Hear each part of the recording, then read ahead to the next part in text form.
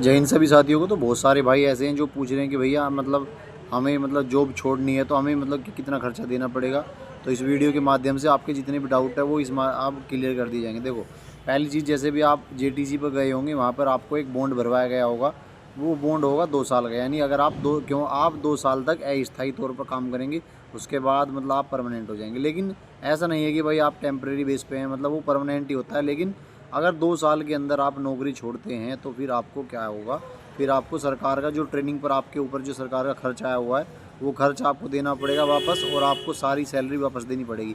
मान लीजिए आपने 3 महीने की ट्रेनिंग करने के बाद आपने जो है पुलिस में इस्तीफ़ा दे दिया। 3 महीने की आपने ट्रेनिंग कर ली, उसके बाद आपने इस्तीफ़ा दे दिया, तो उससे क्या होगा, फिर आपको मतलब 3 महीने की जो सैलरी आपको जो भी मिलेगी वो सारी सैलरी आपको वापस करनी पड़ेगी।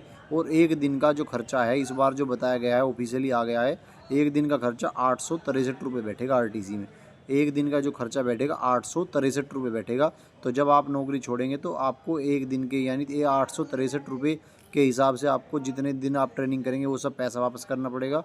और आपको जो भी सैलरी मिलेगी सरकार के द्वारा, जो भी विभाग के द्वारा सैलरी मिलेगी वो भी वापस करनी पड़ेगी। तो इन चीज़ों को बहुत सारे भाई पूछ रहे थे, इन चीज़ अब क्लियर हो गई ये चीज़ कि 863 रुपये इस बार खर्चा होगा और सैलरी भी आपको देनी पड़ेगी। अगर 2 साल के अंदर अंदर आप नौकरी छोड़ते हैं, अगर आप 2 साल के अंदर बाद नौकरी छोड़ते हैं तो उसमें आपको कोई भी खर्चा नहीं देना पड़ेगा। दूसरी बात, बहुत सारे भाई पूछ रहे हैं कि क्या भैया ट्रेनिंग वाला जो पीरियड है वो 2 साल में काउंट होता है? तो हाँ, जिस दिन से आपकी ज्वाइनिंग है उसी दिन से आपका 2 साल का जो पीरियड है वो काउंट होगा भाई। ठीक है।